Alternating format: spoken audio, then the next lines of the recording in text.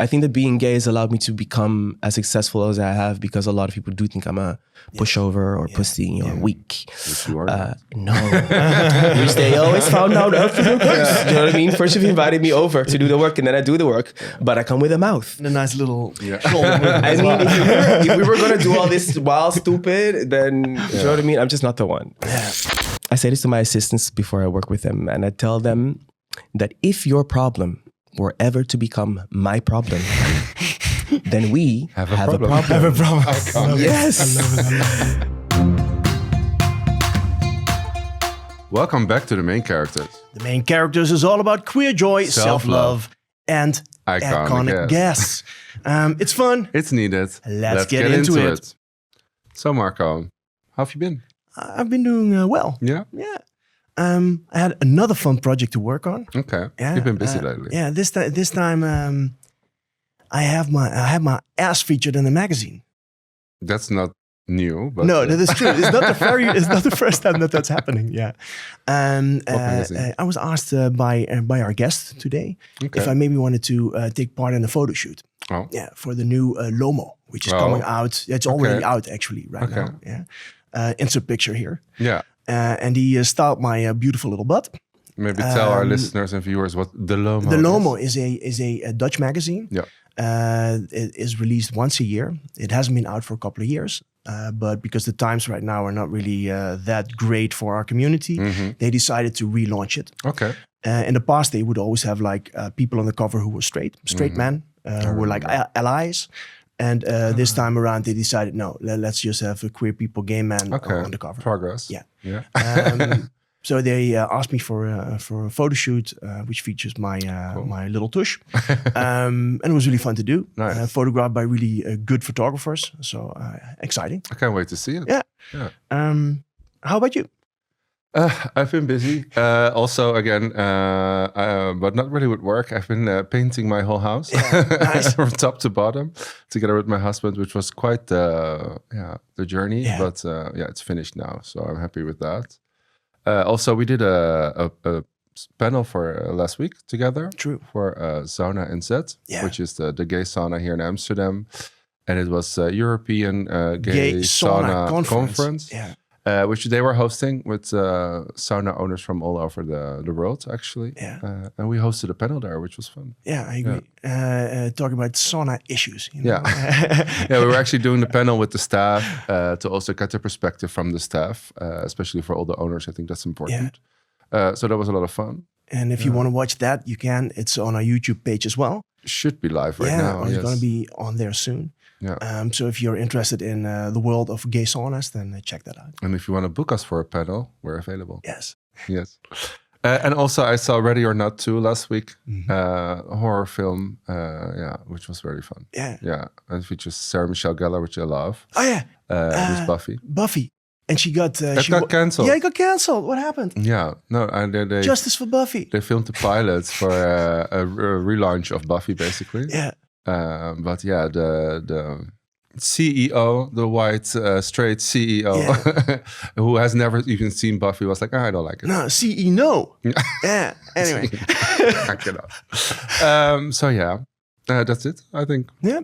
Shall we then get to our beautiful guest? Yes, I'm excited. Shall we have like a little music, intro music, and then we go there?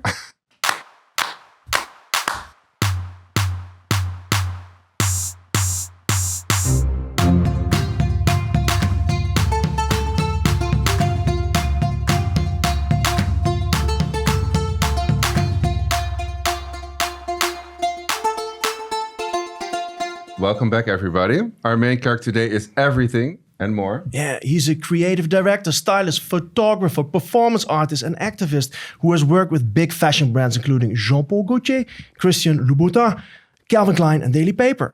As a visual artist, his work has been exhibited at renowned institutions and events, including Palais de Tokyo in Paris, the Vogue Photo Festival in Milan, Vogue. And the Kunsthal Rotterdam. Yeah, and in 2023, he launched his own creative agency dedicated to managing and supporting LGBTQIA+ creatives of color, which underlines his commitment to creating space for underrepresented voices. Ladies and gentlemen, please welcome to our studio the soft-spoken, outspoken, crazy talented, sharply dressed JeanPaul Paula. Hey! Welcome to the studio. Wow, what a nice introduction. Wow, thank you so much. Yeah, well, thank you for coming. As they say in Dutch, the hamvraag, the ham question, the first one is, how are you doing? I'm good. I'm rested. I slept all day yesterday, which is good. Yes. Yeah. Unique, but good. Nice for a chick. Yes. Which makes the following question even more tricky. What have you been up to recently? I have been doing a lot of invoicing. I'm moving into my new office space, which is in Amsterdam North, which is wonderful. I'm sharing a space together with amazing people, Patchwork Family, or a fashion design group collective that work together, which do a lot of upcycling, which is super important. And I shared also with No Limits Art Castle, which is one of Jan Hoek's institutions. And they work with a lot of people on the spectrum, basically, which is like super important work as well. Is this the organization that also has this artist space in the Red Light District in Amsterdam? Yes. They have an art gallery on the, I forgot what street name it is because it's not my company. It's something steegje. Exactly. But they're in the Red Light District and it's actually an amazing space. They always have really interesting exhibitions going on. They have one right now as well. About cruising. Exactly. They're part of the Warmoes Biennale as well right now, which is really, really cool. So yeah, it's an amazing space to be in. And I share my office space with super talented people as well. So I'm super honored to be there. It's nice to share your space with other creative people. It really is. I feel like it's our responsibility to find each other if we're like-minded, to be able to collaborate with each other as well, which I do a lot with Jan, and I've modeled for Patchwork a few times. So who knows what it will bring in the future. Yeah. Fine. Hey, like usually we start our interviews by diving into the past of our guests, like trying to figure out how did you grow up? What is your background? I was born in 1986 on the 13th of March. I was born in Pisces. Yes. Hey. Just turned 40. Just turned 40. Which I see is, look at me, really. Yeah. So I think I'm fine. We moved to the Netherlands in 87, so I was 1 year old. So I grew up here between Utrecht, Den Haag, Rotterdam, Almere, Lelystad, and Amsterdam. Damn, you moved around a lot. Yes, we did. Yeah. Yes, when you first move here and you can't find a house, you kind of like do the skipping family thing. So we did that for a while. And then I remember us vividly living in Utrecht. My brother was born in Den Haag. And then I grew up in Lelystad, which is where I went to elementary school. And then we went for everything after that. So elementary school, finishing in high school, I was in Almere. That must be difficult, right? When you're constantly moving, do you then have a feeling of like belonging somewhere, or is it like you're constantly like planning ahead? In AVVA they have this thing where they say like you're either raised up or dragged up, and I believe me and my siblings were dragged up. Okay. My parents they were very young when they had us. My mother is really kind of like the stability in that as well, so she really wanted stability for us, which is the reason why we lived as long as we did in certain places. But I think it was also her keen eye and understanding, were we safe or was the place where we were actually helping us getting ahead. I feel like Lelystad is a great city if you want to get lost on crystal meth and like be in the backbone of the country. Yeah. And my mom saw that from a distance. So she was like, this doesn't seem to be that good for you. Yeah. So she asked us if we wanted to move to Spain or if we wanted to move closer to my dad. And we chose for closer to my dad, which was its own hellhole. So, which is an understandable choice. Of yes. course, but, I think she actually thought that would be good for us to be closer to him, and that he would help her raise us. But that turned out a little differently. How was it to grow up queer for you within your family unit? So we are very religious. I had a sibling that passed away when I was very young, and that also reignited the religion in our household, and also the way that the way that my parents dealt with mourning that, and also kind of finding new energy and wanting to continue to be vibrant and live people by not feeling too guilty and building up to the idea of seeing their child in the afterlife. Okay. So a lot of it was church. Which is not always the best for a young person. It really isn't. It really isn't. So I hated going to church. I hated seeing those people. I hated having them speak to me. Yeah. I hated them being co-authors of my childhood in terms of speaking to my parents and then that coming back or whatever. Yeah. I got kicked out for being gay when I was 19. So yeah, But this, still, yes. but still, before that, because you must have, you discovered that you had. I mean, certain I was feelings. scared. How I was scared, dude. I was 12, falling in love with a full-on boy on TV, Yes. and my Which brothers one? knew. Which one? There was this thing called The Odyssey. I think that we all used to have a lot of these like Australian shows with like real people in it, but it was kids. Yeah. And there was this one called The Odyssey. This boy falls into a coma and who wakes up in another world and he lives his entire, like a whole life in there. I think, I don't know how many seasons there were of that, but I watched that shit religiously. You had the hots for that. Oh my God. The hots, like, I didn't understand anything other than I wanted to be with this person. Yeah. And because he was attracted to the girl that was in the show, who was like mixed race girl, because, you know, to identify with somebody. I felt like I wanted to be her, and just that I was in love with him. Like all of my thought process went there, and but yeah, there was this fear. Yeah. Like the older I got, the more I understood that me speaking a certain way or having a tone in my voice or walking a certain way, I had to edit all of this. And you edited yourself basically until you were kicked out of the house. Can I say it like that or not? I mean, they kicked me out for a reason. Yeah. I was lying a lot. Yes. Yeah. And it wasn't normally my Lying MO. about girlfriends or what? Lying about where I was. Yeah. And that wasn't really normally how I did that. Yes. So... And can I ask, where were you? Where was she? I think that I got my first boyfriend when I was 17. So I decided like, okay, I'm about to leave high school. I need to figure this out for myself. So everyone's telling me about myself, but I don't know because I never went to look. Yeah. So that's when I found porn. Yes, which was great. The only thing is, like in the past, when you would open up these things on your computer, they would leave cookies, and Girl, cookies we've all been there. We've all been there. Do you know what I mean? So I blamed my brother. I blame my brother. I did that many times, and I blamed everyone but myself, and it was very dumb. Yeah. That went on for a while. Yeah. And then my parents thought that it was just online on the computer at least, but I don't think that parents understood what MSN was and even talking online to other people. Yeah. But it did lead to meeting people in the end, and leading, and meeting people led to me not wanting to lie as well. I remember falling in love for the first time. Okay. So you started to think, I need to choose for myself. I started to think I need to let these people know what I be doing because they will love me anyway. They're my parents. Yes. And did they? No. No, they didn't. It fucking sucks. Well, I don't think I don't think love is something you can turn off, but I think that I scared them, and because I'm the oldest of the boys in my household, they thought that what I was infectious, and I would infect them, and they would become gay as well if I would stay home. And of course, they had like a preconceived idea of what you were gonna be and what they had in mind for you, and then all of a sudden that didn't work. Yeah, my mom did everything on her own. So, by the time that I was in high school, she got very depressed. So I was dealing with that on the side of just living and surviving. So by the time that I was like seeing boys, my mom had like ideas about it, but she literally thought the worst. My mom thought that I was doing drugs and selling things and like really the worst thing possible. And I was like, Mom, I heard her suggest or think that I was doing things that I didn't even know existed. Yes. Like that's kind of like how green I was, and also horrified by what she thought that I was doing. And that went from worst to worst. My mom ended up attacking me with a knife. And I didn't know how bad that was until I spoke about it. So that had to happen twice for me to really be like, okay, this can't continue. And that happened because at that time I was 17, I'd fallen in love, and I was dating someone, and I was like, okay, I have to be honest to my parents about this. So I sat them down.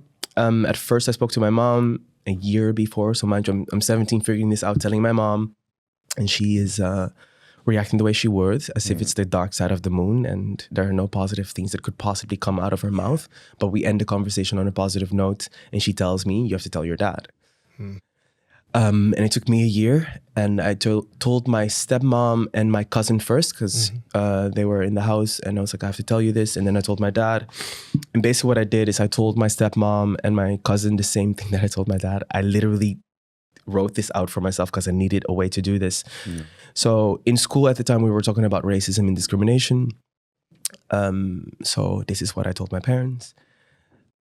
it's almost like Dear Dad. But I basically sat him down and I was like, I have to tell you something and I need you to listen to me and I need you to hear me. Yeah. Because I don't want to be treated like an N-word in my own house. Because I needed him to understand. And I literally said this to him, because you know how we are treated in this country.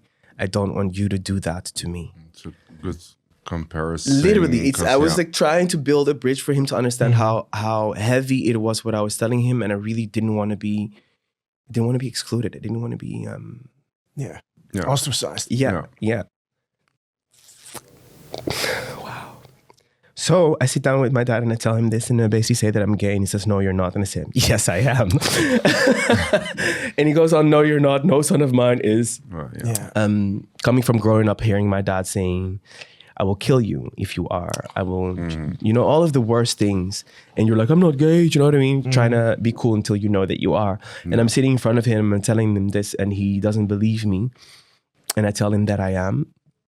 And that's where we left that. Yeah. So I'm 17, I told my mom. I'm 18, I told my dad. By 19, they had kicked me out. So You were on your own. Yeah. Yes. Yeah. And what did you do then? It was a process. The first time I got kicked out, yes, it had happened twice. The first time I got kicked out, I moved in with an ex of mine who was I think like the second person that I sort of met when I came out of the closet. He was older than me. I'm not going to name him.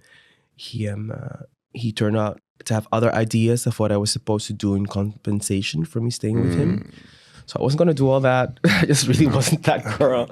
I had a boyfriend at the time. I wasn't, it was traumatic enough as it was. He took all my stuff and he threw it out of his house. So my dad had to come get me from that place. Yes. We filled his car and he drove me back to my mom.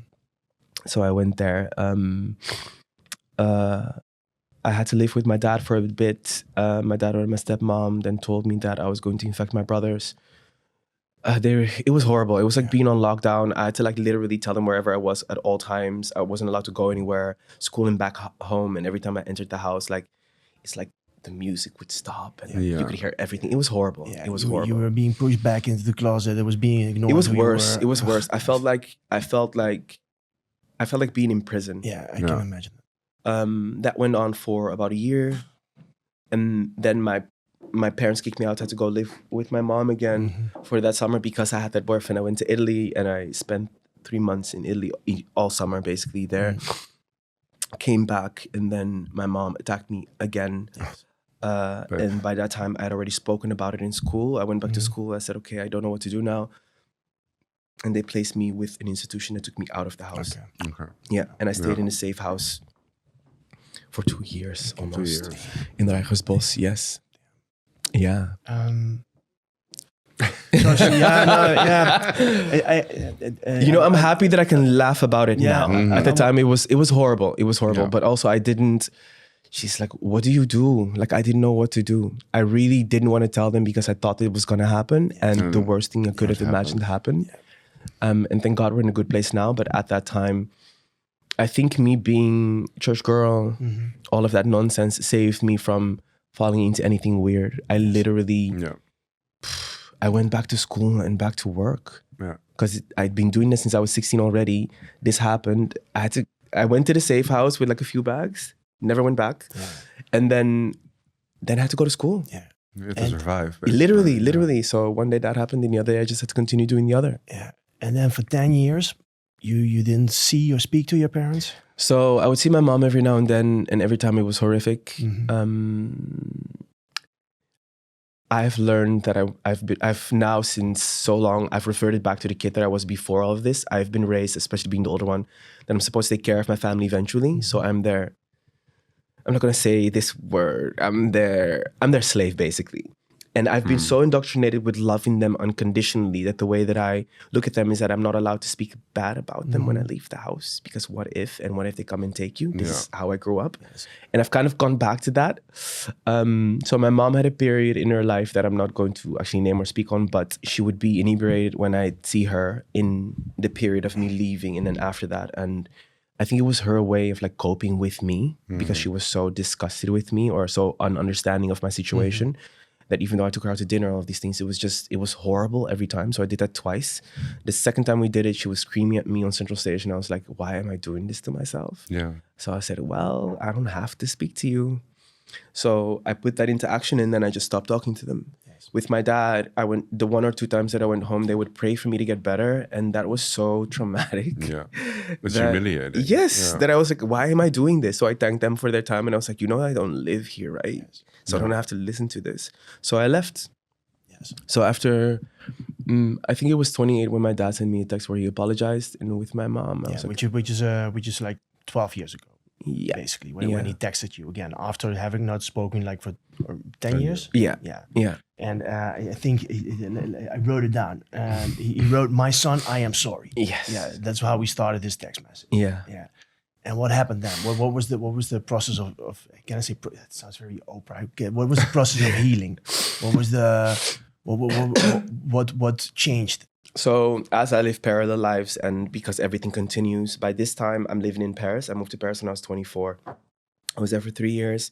It was the last year that I was in Paris. My dad sends me this text message, and I didn't really give a fuck. I was like, okay, Dad, thanks. I kept it moving because by that time I wasn't living for and or with them. Mm-hmm. I spoke to my siblings every now and then, and I was really working on surviving and thriving for as much as I could. I've been traveling the world. And I can also imagine, when you have to deal with that, when you had that history with your parents, that at one point, you're also done with it, right? Yeah. Yes. Fuck this.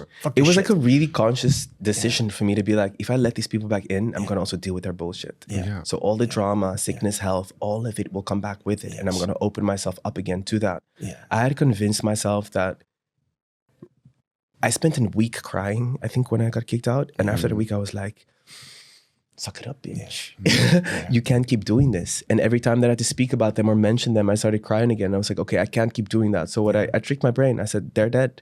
You don't care about these people anymore. They don't care about you. You're dead to them. So you have to survive this. So don't be too sad. And I had convinced myself that I'd stopped missing them. And I did. By then, I'd programmed myself enough to be able to, do you know what I mean? I was angry as well. Of course. I would have like tantrums and shit. So I needed to... For your own mental health. Yes, also towards other people. Compartmentalize. I couldn't do those things like that anymore. But when you're... I'm trying to get back of course, to that. Yes. Like, so he contacted you. Yeah. And then there was a process of healing, right? Yeah. There was a process of like, okay, how do I deal with this? And you are an artist, so yes, exactly. Was that immediately like a thought that you had? Okay, let's combine like my artistry with maybe like pulling them into my world, showing them who I am. Not at all. No. Like I don't know what to do other than what I do. Yes. So which is a lot of things. Yes. So so actually you do know a lot. Yeah. At that time, I was the fashion director of a magazine. I'd moved back to Amsterdam. I'd quit my job. Yes. I'd left the house that I was with there. I'd broken up with my boyfriend at the time, and I moved back to Amsterdam. And I decided that I didn't want to create the way that I did. Mm-hmm. So when you're a stylist, a lot of it's just doing what you're told, but creatively. You're like a problem solver, but creatively. So I'd done that, in which I felt like I'd sold my blackness to people for such a long time. I even brought like some examples of that. Yeah. But I came back, and it was through trial and error. Like I had to feel safe with them again. Mm-hmm. So my father spent a lot of time coming to my house and connecting with me and cooking for me and talking to me and doing all of these things, trying to get me to come back to the church. And I was like, Dad, this ain't really gonna happen. Just to lighten it up a little bit. Is he a good cook? My dad? Yeah. Oh my God, the best. Jesus Christ. I should take notes, like literally. No. He's amazing. For a person who rarely does it, I feel like my dad learned from a young age how to take care of himself. Yeah. And one of the things he knew how to do good to take care of himself was eat and cook. Yeah. And there's also, of course, a lot of love in food, right? I think there is, yeah. I think my dad is I think that he's a man, do you know what I mean? For lack of a better word. We all grew up in this patriarchy, and my dad is a black man from the island next to that. So, and beautiful. Jesus Christ. I think that we're lucky with the way that he turned out already. Yeah. I think it was 2019. I'd done a little bit of like campaigns here and there in collaboration with Calvin Klein. They were pride campaigns that we did here. And the first one that I did is I worked with Chosen Family. It was something that I found important at the time. But during COVID, I had to move back home. And I got a whole new understanding of... your birth family. Yes, but also like what had I done in connection to that until then? Like how much of them did I invite back into my life, and how healing was it for me to go back home in that particular time and write out my ideas, and especially of what I wanted to do as an artist. And one of the biggest things that I ran into was... So we have big family photo albums. We used to have those in the past. Yeah. And I disappeared at one point in those albums. Yeah. And my biggest, where I ignited the flame of why do I do what I do from, was I wanted to reintroduce myself into those photo albums. So I started photographing them a lot. In the exhibition, or the photo project that I did with them, which you actually... mentioning now, the one that you're discussing is one where I chose to invite other queer or LGBTQIA plus people of color, that if you have the privilege to go home and educate your family on being, breaking that generational curse of you being the gay in the village and all of that, and hopefully them treating their children and people next to them better, is by going home and educating them. And I do have that, or I had that privilege. Yeah. And I did that over a course of 10 years. Yeah. And the exhibition that you saw was like not the end result, but still in process of doing that with them and where we were at that moment. Yes. So I was able to do super queer images with my parents. Yes. Yeah, they look really, really beautiful. Yeah. And I did little things. Yeah, sorry? And impactful. Yeah. You also play with your, sorry, I'm interrupting, but you're also playing with your femininity in those takes, right? Yes. Which I think is also like on purpose, right? That is a choice. I mean, it's always been there for me, but as I was building the ideas for these things, as I do that now more than ever, like a painting, so I try to put as much anecdotes in it as I possibly can. So I shot it in the garden of my mother, where she grows her own fruits and vegetables, which had a lot to do with her having kids and also being a woman, and how that is forced on people. Yeah. My mom went through a lot as a kid, as every Black woman does. But by the time that my father and her met and she was 17 and she had me and my two siblings, I had understood that my father was really trying to have her being a birth machine. Yeah. And my mother falls into that.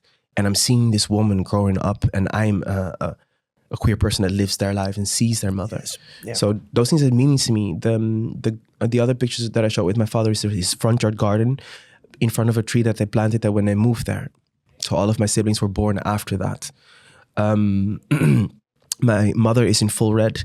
It's for the AIDS epidemic, and also for the fact that my parents have no idea what that was and what that did to the world, especially in gay history. So that's something that meant a lot to me.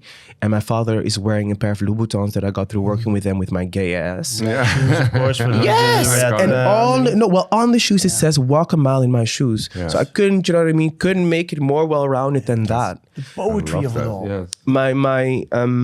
I had beads in my hair, and they're the trans flag. I mean, all of these things, I put them in there because it means something to me. And if these images would resonate, if they would have meaning in the future or anything in the moment. What I'm trying to say is that gay, queer people of color are being murdered across the world in very different numbers than everyone else, and we're not paying attention. Yeah, I think it's a beautiful way of showing that, in your own artistry. Yeah. JeanPaul, I think we're going to have a little break. Yes. you know what I love about you? Like, you have so many thoughts. You have so much stories to tell. and I especially love that we had one question and we haven't answered just now. Yeah. Let's have a little break. We'll take a break. We'll be right back. Love.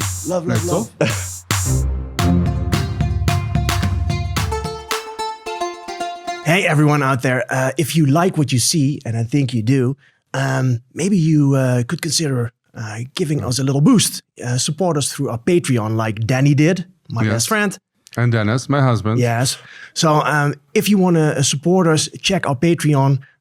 Every little contribution is welcome. And if you do so, we have a lot of special extras for you. We have content that's too hot to handle for YouTube will be on our Patreon, but we'll also record special episodes. You have earlier access to all the episodes. You can even request things or ask us questions. Yes, so, you will get great recipes for my grandmother's apple pie. They're gonna hold which you is to a that, lie. So. There are 2 tiers. You can already subscribe for free, so you have early access. But if you want all the other extras, it's €5 a month. Yes. And as a thank you, we will mention your name in the episode itself. At the end. So yeah, what's So stopping join you? the family and be the main character. Fun. And we're back. I love that it always makes us laugh. Yeah. We're back. Yes, we're back. Yeah. So we were talking about your actual birth family. Yes. Yeah, your biological fam.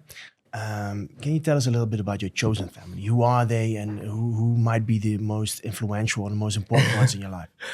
I'm older now, so it's shifted a little through the years. But like when I first came to Amsterdam, I would if I'm gonna do shout outs, I would love to give a shout out to Sonny Gro and Majid Karouche. They made me feel so incredibly safe when I moved to Amsterdam. Just like my beginnings of expressing myself when it came to fashion, or even wanting to be in fashion, those were the two people that opened the possibility of that door to me. Yeah, so in what way? They took me out. They invited me out to places. We went to exhibitions together. We went to clubs together. And then they also invited me onto their sets when they were working. It was very eye-opening, but also, this is where you get clothing as a stylist. This is where you do your shopping, or this is how we look at things. That must have been exciting. Oh my God, it was crazy. I was 19. It was amazing. I just really didn't feel alone. After that, I met Sunny Jansen, who is my chosen mother, she's, I guess, next to my parents, the most important person in my life. Yeah. She really took me under her wing, and she was also the voice that said move to Paris when I was thinking about doing it. She was like, pack your stuff, don't tell anyone, just do it. Yeah. Which was the wisest thing ever. Scary though. It was, but like me being the doyad green, do you know what I mean? I was like, oh, sure. But if you have someone in your corner that, supports exactly. you, Exactly. You do it. Rochelle van Manen, who I've known since I was 16, who's seen me, when I thought that I was straight, she was there. And she's been my friend till now, really, through all of the different versions of myself as well. And it's been truly an honor to have her along for the ride. And at the moment, I'm old enough to be a dad, so I've got children as well. Yes. And they're a bit spread around. Yeah. But it does sound like you have a lot of female figures in your life. Yes. I love feminine energy. Yes. I love femininity. I love women. And I also understand, I think real recognize real.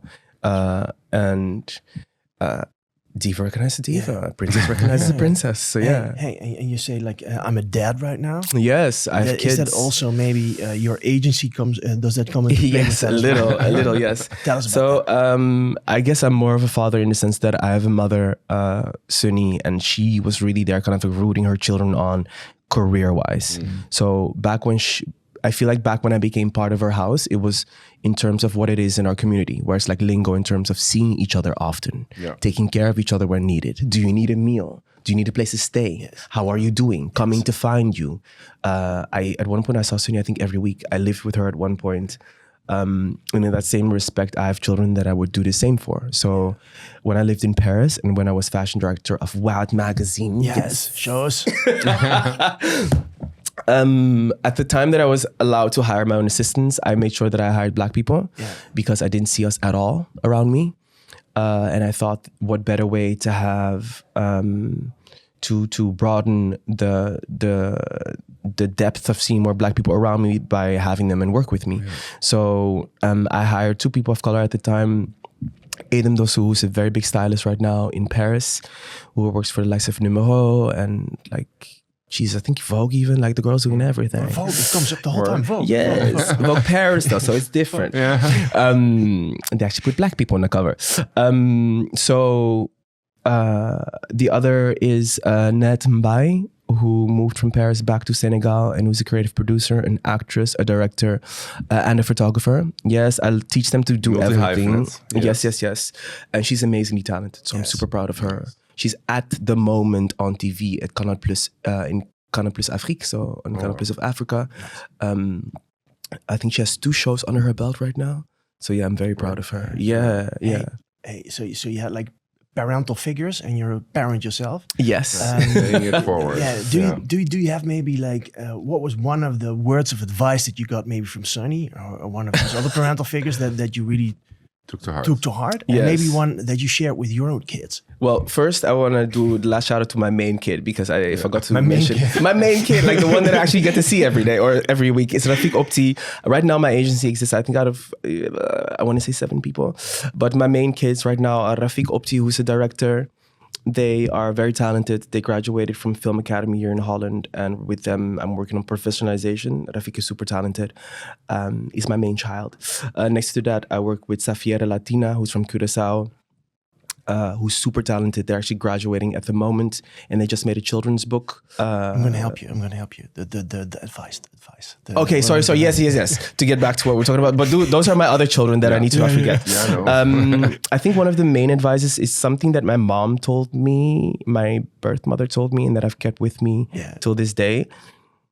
I say this to my assistants before I work with them, and I tell them that everything is possible in terms of work. We're creative people. We make solutions, but sometimes life happens, and that is perfectly fine. Yeah. But I've told them in the beginning that if your problem were ever to become my problem, then we have a problem. Have a problem. I can't. Yes. I love it. So I tell them always at the beginning of everything, don't make your problem my problem, and then we don't have a problem. Yeah. So if anything is going on in your life, just let me know ahead of time, and I'll take care of what I need to do. Yes, or I can help you. But if you don't like yourself and you have to remind me of that all the time, it becomes my problem. Yeah. So with one of my, with Nat actually, it's her first day of her internship at Wilde magazine in Paris. And she's telling me the whole day that she's fat. Yeah. And I'm like, I'm trying to work. Do you know what I mean? Like, I'm dealing with shit. I'm writing my emails in French, mind you. This is before ChatGPT. So I have templates of how I reply to things when I receive things, Google Translate. I'm doing my little thing to get through the day. And then you hear, je suis grosse? Is that Oh the my word? God, the entire day. I'm gross, I'm fat, I'm this, I'm that. This doesn't fit good, and da-da-da, this, that, and the third. And from where I went to, I can help you with that because it's just clothing, and clothing is what it is. But like, it's never the fault of the body; it's always the fault of the clothes. Yeah. At one point, I think it's always the fault of the clothes. Yeah. At one point, I told her. At the end of the day, I took her on the side and said, "Tomorrow, when you come back." Actually, I think it might have been Friday. I said, you're going home today and you're going to have a weekend, and I want you to do all of these wonderful things and have a great time. But if you're going to come back on Monday and complain more about your weight, then don't bother coming back. This is a safe space for all of us. Yeah. I want you to come in here and be the breath of sunshine that I remember from our interview. We work hard. We have enough stuff to deal with. Leave that for where that is, which is in nowhere because it's not even true. Yeah, so once you get that delusion out of your head, we can start doing the work. She told me, and she's also done interviews now where she says, like, I can't believe this motherfucker told me this. Who does he think he is? But she did come back with a positive attitude, and I continued working with her for another 4 years. So, yeah. I really like that. I think it's so important to come into a space and bring your best foot. Do you know what I mean? Especially if you lead or if you're the one that's And also when you keep saying the same thing, it becomes such a reality. You know, like if you keep emphasizing something like that and you don't even really notice it that you do it, then it weighs on you. Right? Mind you, up to then, I'd always worked with white people all the time. So I'm the only black person in the space. I finally invite somebody who is like me in the space, and what I'm trying to teach them or trying to see with them as well is how much safer can we be now? Now that we always have somebody to look at to make sure that we're okay. Yeah. Somebody is checking in on you on these moments that other people just don't understand nuance of a situation or whatever. And also, who are we working with? Yes. Are they mothers of color or not? And will they feel, very often they do, also safer and seen if there are other people of color around them? Yeah. I really tried to curate these type of spaces in the spaces where I worked in, especially when I got to the point where I was leading and able to do that. Yes, we try. I always find it shocking when I'm in spaces and they're mostly white, and I really feel that the people that you are with don't even acknowledge it. I find it always shocking. It's called privilege. I mean, for the same way, like, are you in a space where people that are disabled can even get to? Yes. Do you know what I mean? Like, is there an elevator or what are you guys doing about the stairs or these things? So I think that access and I think that we don't really take it into account as much as we do. And all of the privileges all of us have, even the ones that I have, I mean, I'm a man. I'm not the shortest person. I was good looking. This face. Do you know what I mean? Those things have open doors. And I do understand when they are positive or negatives. Yes. So entering white straight spaces, they think I'm a faggot. So I'm not that manly. So I'm not a threat. I won't be in there taking their women. But if they don't know and they only see your blackness, all of a sudden you're a threat. Exactly, which is the majority of the time. So it's the really first thing been they see. Yes. Yeah. I think that being gay has allowed me to become as successful as I have, because a lot of people do think I'm a pushover or pussy or weak. Which you are not. No. Which they always found out after the course. You know what I mean? First, you've invited me over to do the work, and then I do the work, but I come with a mouth. So, And a nice little shoulder movement. I mean, if we were going to do all this while stupid, then, you know what I mean? I'm just not the one. Yeah. Can you tell us a little bit more about your agency? Yes. So I started it out of necessity. Being a stylist or working in the creative industry in this country and being Black is just not lucrative. COVID happened and I thought this will not be sustainable. Like, I'm seeing what has happened to other artists. What can I do for myself? Yeah. And I thought the Black dollar or the Black euro doesn't stay in a Black person's pocket as long. So how can I create more people that are like me? This sounds really weird, but I was thinking, like, how can I create more space for Black artists to actually make money with or off of each other rather than falling into whiteness the entire time. And since those bridges haven't been built yet, I'm still like the bridge between artist and client, or I get to help build the bridge with my artists that I work with. But the main thing that I try to do is help in professionalization. So I have conversations with them about everything. Tax, where do you see yourself? What is it that you want to do? What conversations should we be having? How safe are your spaces? What are you worth? Yes. Literally, which most of them already understand, which I'm very grateful about. But then it's convincing the client they are worth that price.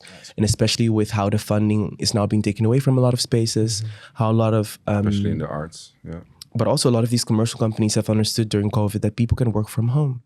You can pay them half and they will still do the work. So those things have also limited budgets. So how creative can we be with figuring out where we get your money from without you disappearing or needing to diminish your being and then still be able to work?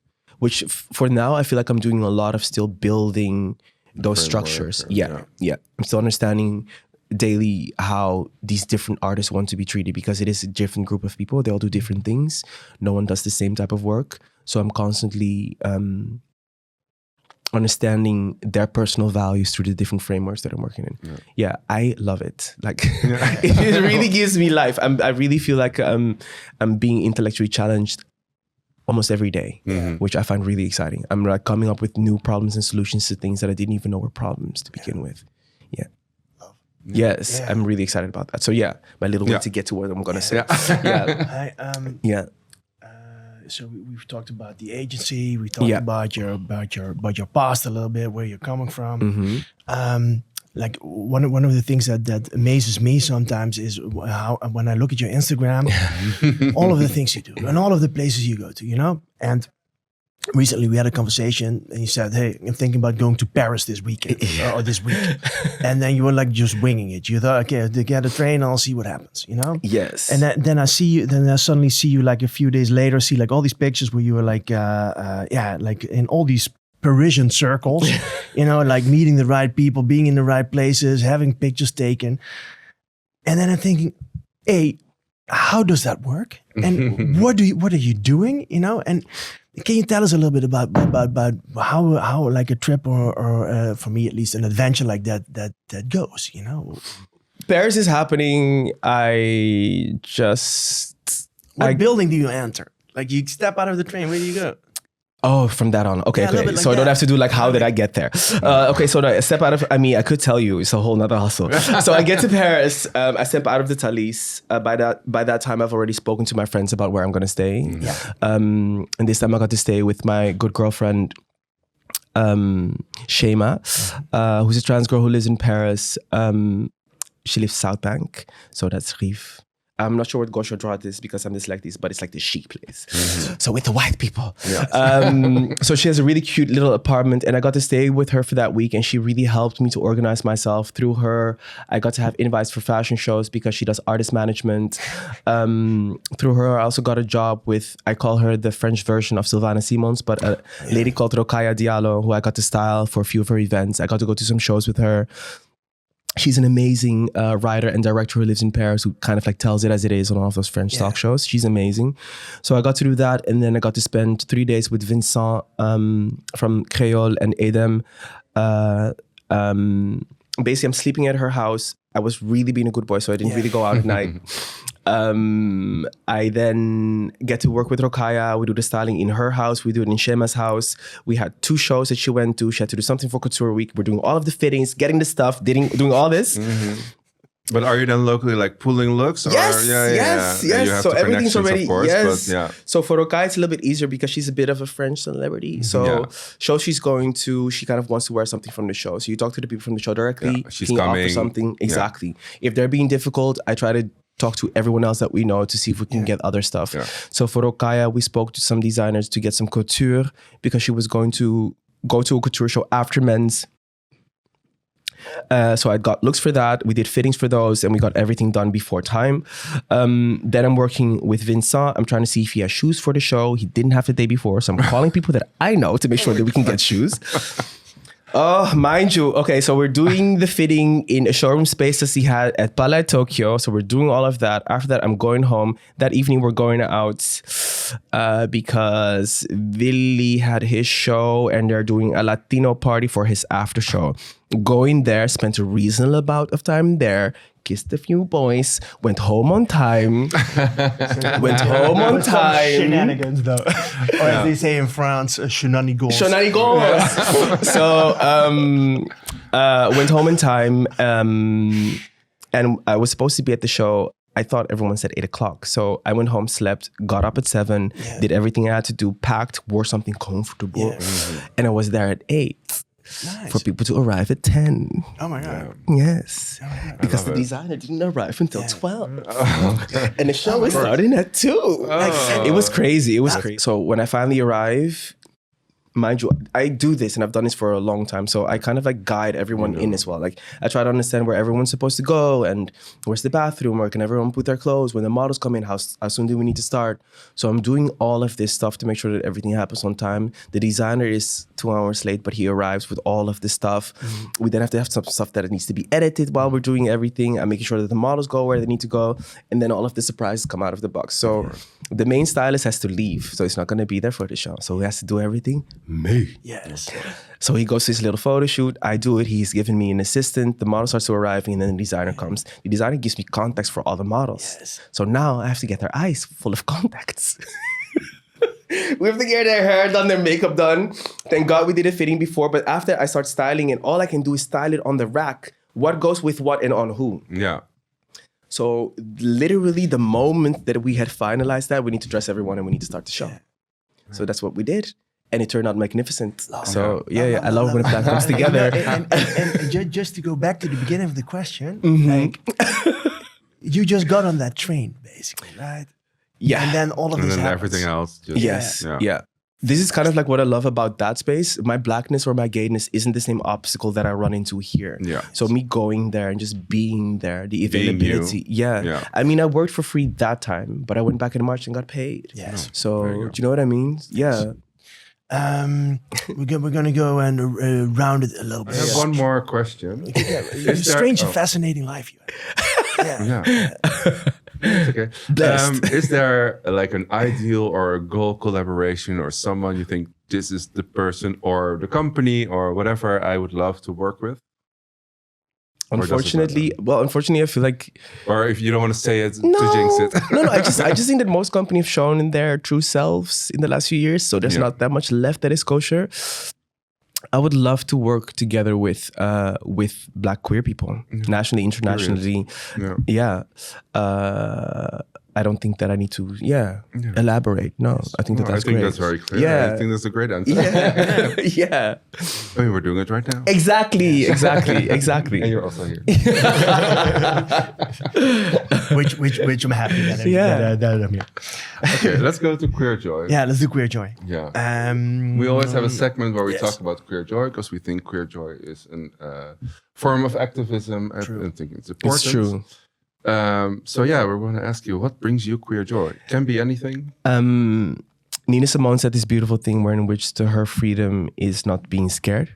And what gives me a lot of queer joy is seeing queer people succeed. So something that I'm really, really excited about is the kids that I have, of course, the chosen and the non-chosen family, but with my kids in particular, and especially Rafik Opti, who made a movie called Black Joy. I think seeing them do what they do in the now, surviving this big ball game, being trans as well, I think that is really what gives me most joy. Like seeing trans people thrive and survive and building generational wealth, just especially in this day and age where we're being silenced and erased. Yes. Yeah. I think that's beautiful. Yeah, that gives me most, makes me happy. Yes. No, I wrote down working with queer people because, of course, I work in the queer scene for 20 years already. So I already working with gay and queer people a lot. But lately I've been doing a lot of new projects like this podcast, but also organizing different parties and events. And just the way we communicate with each other and the way we and it doesn't go for everybody, but the people I work with at least, mostly, I don't know, it just gives me joy because sometimes you work with non-queer people and it's just different. And it's the same when you say white people versus black people, it's also different. And it's also people see you for who you are. And I think that, that helps me a lot with projects that I do. It's beautiful. Yeah. The movie, have you ever seen Veneno, the Spanish show? Yes, love Veneno. Changed me. No.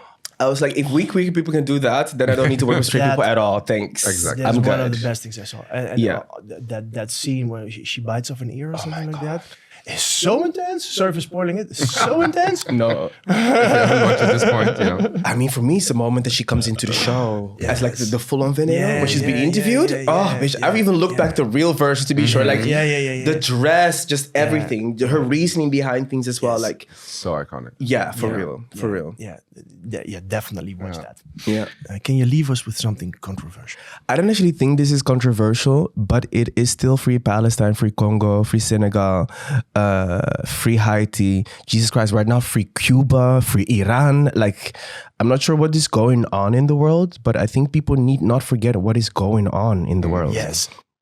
Do you know what I mean? Like, I see that there's new collaborations coming out with Zara and people are shamelessly doing that. People are still buying McDonald's. Like, all of the boycotts are still in effect. Nothing has changed. We need to stay on track. Yeah, maybe you don't hear a lot about it anymore on TikTok or on the news. Exactly. Crazy stuff like a new Harry Potter series. Why? I'm so would you weirded wanna out. Put that on TV? Also, Why would you let your Snape. child play in Black that? Snape, girl. Why? Anyway. No. Yeah, I'm sorry. I'm not really here for any of this. This is also controversial. Disney needs to stop doing those real life movie things. No one is asking for that. Nobody wants them. The amount of water that's being used just to do the CGI. And also, I think that we all know by now what's that blue movie again? Ugh, the biggest grossing movie of all time. Yes, Avatar is weird. Yeah. Okay, it's weird. It's weird. Strangest thing ever. I agree. I don't want to watch white people going colonizing aliens' bodies. no. We're doing that here. It's creepy. Yeah, I also didn't watch the Just stop. No. I did. It was worse. 100% agree. I'm just done. No. And also, Black Panther should have never been about, I don't know, violence of minorities on minorities. It's Black weird. versus black. Yes! Literally, when you look at the comic books, he's fighting the KKK. Can we have that Black Panther, please? Like, I don't care about think any that of this should be other the stuff. next movie. Yes! There you go. My last controversial thing. And on that note, I think we're gonna. We're gonna end the show. Yes. Oh, that's a great question. Do you have? Oh my something to God, plug? did we do everything already? Okay. No. Oh yeah, I didn't even get to go through these. Whatever. Something to plug. Okay, yeah, sure. I'll plug that. Yes. Go for it. It's not. Yes. Oh, okay. I have a gift for you guys. Oh. Yeah. Onze koloniale erfenis. Yes. Colonization never stops. And neither did slavery. And this book kind of discusses what is happening in the world now. Yes. I think some of the institutions that we have in Holland are actually trying to do their best. And I feel like the Wereldmuseum is one of the few places that actually still tries to do that. Not only are they trying to give back all of the stolen art that is within the institution, I feel like it's one of the few places where in which they actually try to have a conversation about their past being an institution that is actually also allowed and able to do that correctly. Yes. The cover art was done by Frida Sedok, who's one of my favorite Surinamese Dutch artists. Her work is also in Stedelijk Museum, and I am proud of it that she's hanging there. Yeah, Just to know what it means. So for whomever is interested, especially for young people, I think this is really important. Love. Awesome. Yes. Thank you so much. Thank you so much. Something. I love it. Is there anywhere we can see you where people can find you? If you want to come find me, I'll be at Pornceptual whenever that's on. And if you want to come see me, I think I'm dancing at the next Rapido again. So I'm doing a little go-go dancing, which is my version of community service. I'm not doing it for the shmoney, that's for sure. I'm not doing it for that. Yeah. But yeah, we're around. And I have an exhibition on now in... the museum in the south. I want to say it's like Noord-Brabants Museum. Noord-Brabants Museum. There you go. There's an exhibition on there now about mannelijkheid, which is masculinity. And I have 3 of the works actually that we discussed here. They're hanging there now. And I think that is because I discuss the genders in my work because I don't believe they exist. Yes. So yeah, I would definitely suggest people go and see that. Cool. I've heard that it's wonderful. I haven't been yet. It's far. It's an hour by train. We're going to put it all in the description below. Okay, cool. Then we're done. Yes. Dankjewel. Thank you so much. Thank you guys. Thank you for having me. Yeah. Well, people, that's it for today. Thank you all for listening and watching. Yeah, and we want to thank our fellow main characters, Pablo and Bojan. Yeah. Give them a round of For applause. always having our back. Thank you so much. And of course, Lino, who graciously hosts us in the studio, Yeah. So Studio here. Yeah, so studio. We got a little jingle. Oh. And of course, our guest, JeanPaul Paula. Yes. Yes. Like always, you can support us by subscribing to our YouTube channel, follow us on our Instagram, and maybe also consider going to our Patreon. Yes. Some extra spicy content. Yeah. Yeah. Our Patreon, we have 2 tiers. One is free. So if you want to add the episode a week early, you can get that for free as long as you subscribe. But we also have a paid tier for €5 a month, which gives you the extra content. You can connect with us. You can ask us questions, etc. So feel free to support us. We would appreciate it. And I think that brings us to the end of everything. Yeah. We will see you in 2 weeks. We have another beautiful guest. Which I think we can already tell you. It's going to be a mama queen. Yes. Politician. And icon. Yes, icon. And just an all-around beautiful person to talk to. Yeah, I'm excited. Yeah. So that's it. Yeah, see you then. See you then.